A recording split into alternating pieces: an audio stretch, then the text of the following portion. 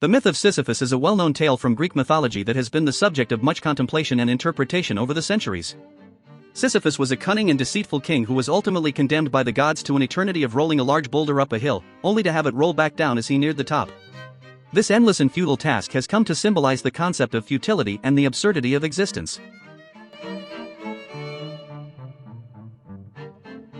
One of the key lessons that can be gleaned from the myth of Sisyphus is the idea that life has no inherent meaning or purpose. Sisyphus is forced to toil endlessly, with no hope of ever achieving his goal. This can be seen as a metaphor for the human condition, in which we often find ourselves engaged in tasks that seem futile or meaningless. The myth of Sisyphus serves as a reminder that the universe does not owe us anything, and that we must find our own meaning and purpose in life. Another important moral of the myth of Sisyphus is the idea that we are ultimately responsible for creating meaning in our own lives. Sisyphus is condemned by the gods to his fate, but he still retains his agency and free will. Despite his futile task, Sisyphus can choose how to approach his situation.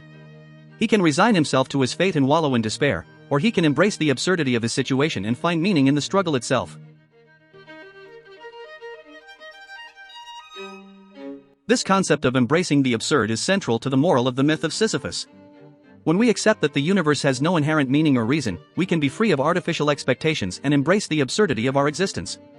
This can be a liberating realization, as it allows us to let go of the need to constantly seek out a grand purpose or ultimate meaning. Instead, we can find fulfillment in the small, everyday moments of joy and connection.